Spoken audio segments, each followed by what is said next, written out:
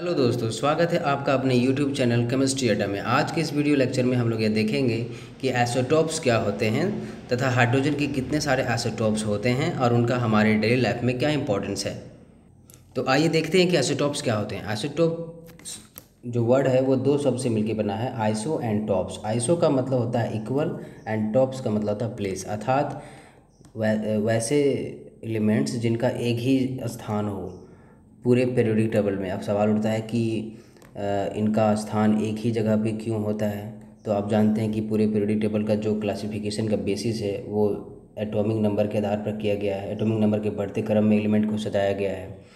तो आइसोटॉप्स वैसे एलिमेंट्स होते हैं जिनका एटॉमिक नंबर सेम होता है और इसी वजह से उनका पीरियोडिक टेबल में एक ही स्थान सेम पोजीशन होता है पीरियोडिक टेबल में, और इसीलिए उनका नाम आइसोटॉप्स रख दिया गया है। तो बेसिकली आइसोटॉप्स क्या होते हैं, तो आइए इसको एक एग्जांपल से समझते हैं। जैसे कि हमारे पास कार्बन तीन रूपों में अवेलेबल है, कार्बन 12, कार्बन 13, कार्बन 14। आप इसमें से कार्बन 12 से हमेशा पढ़ते आ रहे हैं। कार्बन 13 और 14 जो होते हैं वो कम अमाउंट में हमारे आसपास दिखाई देते हैं, और उसमें से कार्बन 14 जो है वो एक रेडियो एक्टिव एलिमेंट है। वो समय के साथ डिके करते रहता है और इसका हमारा बहुत बड़ा इम्पोर्टेंस है लाइफ में, क्योंकि किसी भी फॉसिल फ्यूल का अगर एज पता करना हो तो रेडियो कार्बन डेटिंग के द्वारा हम लोग किसी भी फॉसिल फ्यूल, किसी भी लिविंग ऑर्गेनिज्म का जो डेड बॉडी है उसका हम लोग एज पता कर सकते हैं कि वो कितना साल का है, चाहे वो लाखों साल पुराना क्यों ना हो। तो हम लोग कार्बन 14 के माध्यम से इसका यूज करके हम लोग उसका आयु पता कर सकते हैं। तो बेसिकली आप कार्बन के जो ये तीन चेहरे देखने को मिल रहे हैं, C6, इसका 12 एटॉमिक मास नंबर है, इसका 13 और इसका 14। अब बेसिकली इन जो तीनों चेहरों में देख रहे हैं कार्बन के ही चेहरे हैं, बस फ़र्क इसमें इतना है कि इनका मास जो है चेंज हो गया है। पहले का जो मास है वो 12 है, दूसरे का 13 और तीसरे का 14 है, लेकिन उनका जो एटॉमिक नंबर है वो एकदम एक दूसरे के सेम है।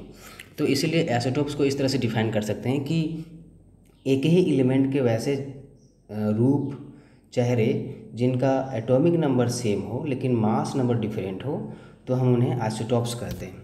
कुछ मैंने और आइसोटोप्स का यहाँ पे एग्जांपल लिया है, आप देख सकते हैं यूरेनियम 235, यूरेनियम 239। तो ये भी रेडियो एक्टिव हैं और इनका यूरेनियम डेटिंग में इस्तेमाल किया जाता है। तो यूरेनियम डेटिंग बेसिकली इससे हम लोग चट्टानों की आयु को पता कर सकते हैं कि कोई भी चट्टान कितना साल पुराना है। उसी प्रकार से हमारे पास हीलियम के भी दो चेहरे हैं, हीलियम 3, हीलियम 4। उसी प्रकार से क्लोरीन के भी दो चेहरे देखने को मिलते हैं, क्लोरीन 35, क्लोरीन 37।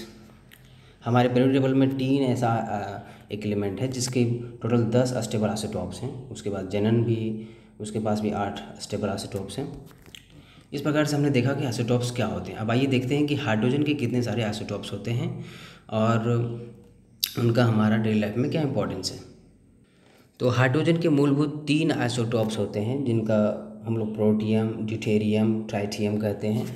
इसका नोटेशन हम लोग इस तरह से दे सकते हैं। हाइड्रोजन का जो पहला आइसोटोप है वो प्रोटियम है, जिसको H11 कहते हैं। इसका एटॉमिक नंबर 1 और मास नंबर 1 होता है। दूसरा जो हाइड्रोजन का आइसोटोप है वो ड्यूटेरियम है, इसका नोटेशन H12 है। इसका मास नंबर 2 होता है, एटॉमिक नंबर 1 होता है। और तीसरा जो सबसे लास्ट आइसोटोप है हाइड्रोजन का वो है ट्राइटियम। इसको हम लोग H13 से रिप्रेजेंट करते हैं। इसमें इसका मास नंबर 3 है और एटॉमिक नंबर सेम है। इसको दूसरे तरीके से भी डोनेट किया जाता है। हाइड्रोजन को H भी कहा जाता है, प्रोटियम को H भी कहा जाता है, ड्यूटेरियम को D भी कहा जाता है और ट्राइटियम को T से भी डिनोट किया जाता है। तो बेसिकली आप देख सकते हैं यहाँ पे इस पिक्चर में कि प्रोटियम का जो इलेक्ट्रॉनिक कॉन्फ़िगरेशन है वो किस तरह से यहाँ पे शो किया गया है।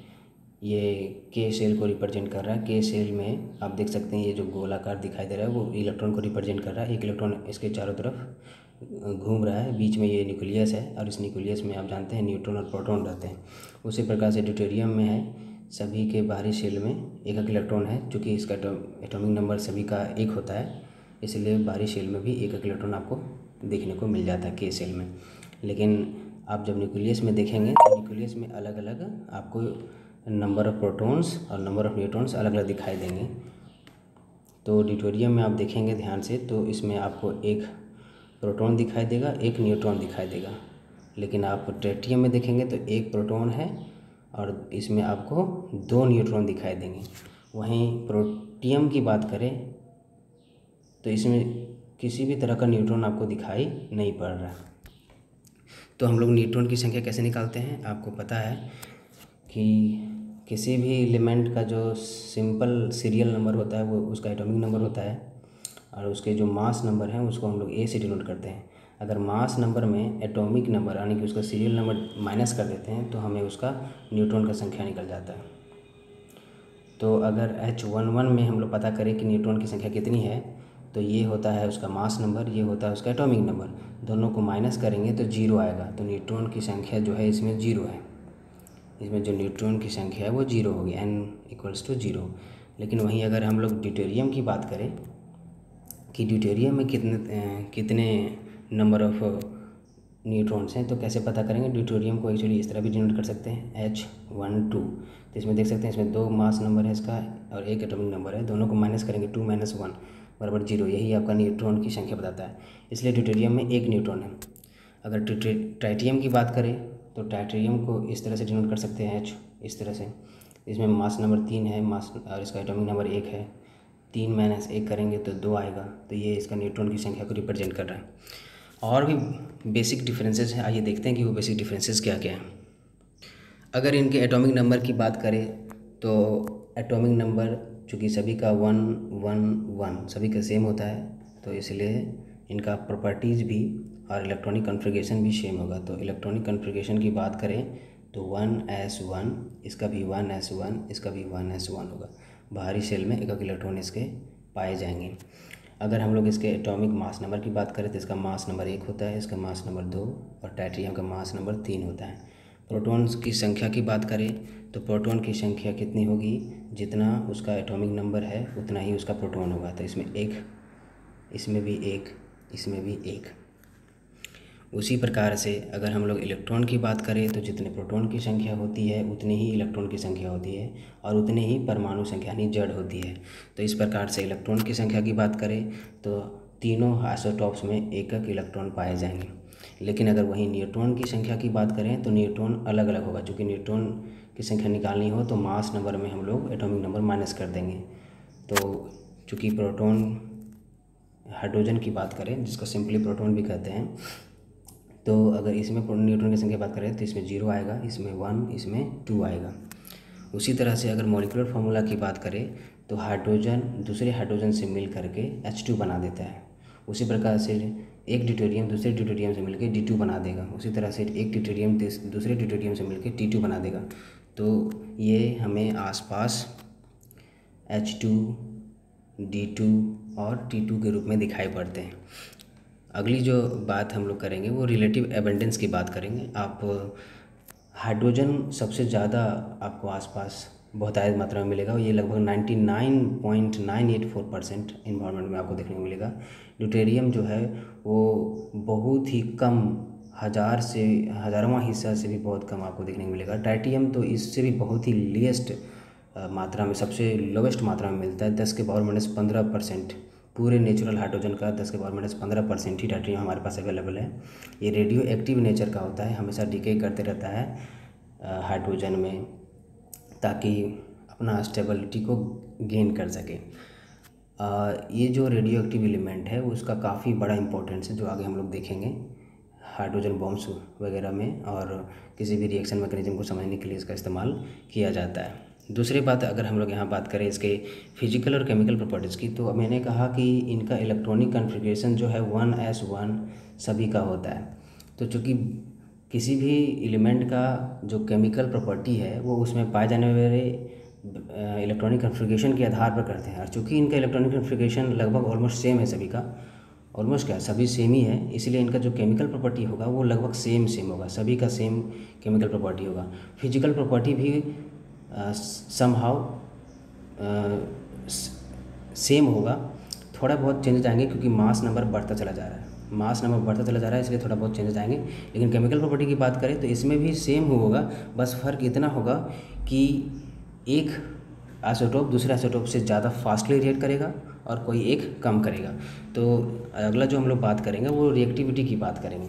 तो आप देखते होंगे कि जो जितना कम मास वाला होगा, हाइड्रोजन जो कि सबसे कम मास वाला है, तो इसकी रिएक्टिविटी सबसे ज़्यादा होगी। उसके बाद रिएक्टिविटी ड्यूटेरियम की आएगी, उसके बाद रिएक्टिविटी ट्रिटियम की आएगी। और इसको दूसरे शब्दों में समझ सकते हैं कि जो जितना ज़्यादा भारी होगा, यानी कि जो जितना ज़्यादा मोटा होगा वो उतना ज़्यादा एक्टिवनेस नहीं दिखाएगा। मतलब आप डेली लाइफ में देख सकते हैं कि मोटे आदमी जो होते हैं, जनरली मैं बता रहा हूँ, वो उतना फॉरवर्ड नहीं होते हैं, एक्टिव नहीं होते हैं जितना एक पतला आदमी फॉरवर्ड होता है। तो इसीलिए अगर रिएक्टिविटी बात करें तो H2 सबसे ज़्यादा रिएक्टिव होगा, उसके बाद D2 आएगा, उसके बाद सबसे लास्ट में T2 आएगा। तो इस प्रकार से रिएक्टिविटी की भी बात हो गई। अब आगे हम लोग रिलेटिव मास की बात करें तो इसका मास 1 होता है, इसका मास 2 होता है। तो रिलेटिव मास रेशियो इस तरह से 1:2:3 में देख सकते हैं आप।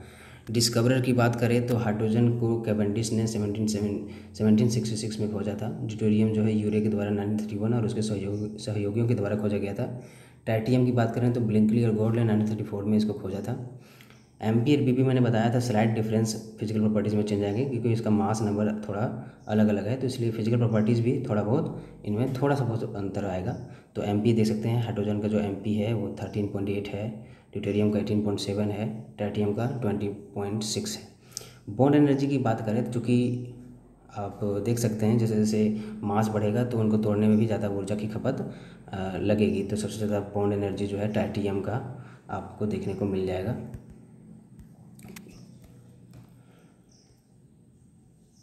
अब आइए देखते हैं हम लोग कि आइसोटोप्स जो हाइड्रोजन के हैं वो उनका हमारे डेली लाइफ में क्या इंपॉर्टेंस है। तो पहला इंपॉर्टेंस हो गया कि हाइड्रोजन के जो आइसोटोप्स हैं उनका इस्तेमाल बहुत तरह तरह के कंपाउंड्स का, जैसे अमोनिया हो गया, मेथनॉल हो गया, हाइड्रोक्लोरिक एसिड हो गया, उसके निर्माण में किया जाता है। अमोनिया को बनाना हो तो नाइट्रोजन के साथ में हम लोग इसका ट्रीट कराते हैं। हाइड्रोजन का हाई टेम्परेचर और प्रेशर का सहारा लेकर के हम लोग अमोनिया का फॉर्म करते हैं। कैटलिस्ट का भी हम लोग आयरन कैटलिस्ट का भी इस्तेमाल करते हैं ताकि रिएक्शन फास्ट हो जाए। उसी प्रकार से मेथनॉल को अगर बनाना हो तो हम लोग वाटर गैस CO+H2 को वाटर गैस कहते हैं, इसका इस्तेमाल करेंगे, कैटलिस्ट दे देंगे और टेम्परेचर हम लोग यूज करेंगे। तो इसकी वजह से ये फिर मेथनॉल में कन्वर्ट हो जाएगा। फिर मेथनॉल से बहुत सारे ऑर्गेनिक कंपाउंड बनाया जा सकता है। उसी प्रकार से अगर हमें HCl बनाना हो या DCl बनाना हो तो इस तरह का कंपाउंड भी हम लोग हाइड्रोजन और ड्यूटेरियम का इस्तेमाल करके बना सकते हैं। आजकल हम लोग वेजिटेबल घी देखते हैं तो हम लोग हाइड्रोजन का इस्तेमाल, जो अनसैचुरेटेड ऑयल जो होते हैं वो अनसैचुरेटेड होते हैं, उन पे अगर हम हाइड्रोजन का ट्रीट करें तो ये सैचुरेटेड हो जाते हैं और ये सैचुरेटेड हमारे बॉडी के लिए अच्छे होते हैं इन कंपेरिजन टू अनसैचुरेटेड। तो सैचुरेटेड को अनसैचुरेटेड को सैचुरेटेड में कन्वर्ट करने के लिए हम लोग हाइड्रोजनेशन प्रोसेस का इस्तेमाल करते हैं, जिसमें हाइड्रोजन का काफ़ी ज़्यादा यूज है, रोल है। उसी प्रकार से हम लोग रॉकेट के फ्यूल में हाइड्रोजन का इस्तेमाल कर सकते हैं। हाइड्रोजन, लिक्विड हाइड्रोजन जो होता है रॉकेट फ्यूल कहलाता है। लिक्विड हाइड्रोजन में अगर लिक्विड ऑक्सीजन मिला देते हैं तो वो भी एक रॉकेट फ्यूल की तरह काम करता है। चौथा जो इसका मेन एप्लीकेशन है वो यह है कि एक बहुत बड़ा एक आइडियल फ्यूल माना जाता है, एक आदर्श ईंधन माना जाता है, क्योंकि जब ये जलता है तो किसी तरह का धुआं नहीं छोड़ता है, पूरी तरह से कम्प्लीटली बर्न हो जाता है और इसीलिए इसको इको फ्रेंडली भी कहते हैं। और हैरानी की बात यह है कि पूरे पीरियोडिक टेबल में हाइड्रोजन ऐसा एलिमेंट है जिसका सबसे ज़्यादा हाईएस्ट कैलोरीफिक वैल्यू है। लेकिन अब सवाल उठता है कि इसको फ्यूल के रूप में इस्तेमाल क्यों नहीं कर लिया जाता है जब सबसे ज़्यादा हाईएस्ट कैलोरीफिक वैल्यू जब इसका सबसे ज़्यादा है। तो क्योंकि इसका ट्रांसपोर्टेशन, इसका स्टोरेज काफ़ी ज़्यादा है, क्योंकि ये हाईली इनफ्लेमेबल भी है और काफ़ी सेंसिटिव भी है। तो इसका ट्रांसपोर्टेशन और स्टोरेज में काफ़ी दिक्कतें आती हैं। साइंटिस्ट इस पर काम भी कर रहे हैं और आने वाले समय में हो सकता है कि एक अल्टरनेटिव सोर्स के रूप में हाइड्रोजन फ्यूल का इस्तेमाल किया जा सकता है। अगले जो एप्लीकेशन की बात है वो हम लोग ऑक्सी हाइड्रोजन फ्लेम या ऑक्सी एटॉमिक हाइड्रोजन फ्लेम का इस्तेमाल कर सकते हैं। इन सारे जो फ्लेम का इस्तेमाल जब हम लोग करते हैं तो लगभग 2800 degree Celsius oxy hydrogen flame का इस्तेमाल करेंगे तो 2800 डिग्री सेल्सियस टेम्परेचर को हम लोग प्राप्त कर सकते हैं। अगर ऑक्सी एटॉमिक हाइड्रोजन फ्लेम का इस्तेमाल करें तो 4000 डिग्री सेल्सियस हम लोग प्राप्त कर सकते हैं। जब आपके पास 4000 और 2800 डिग्री जैसा टेम्परेचर हो तो आप बहुत सारी चीज़ें कर सकते हैं, जैसे कि आप क्वार्ट्ज को पिघला सकते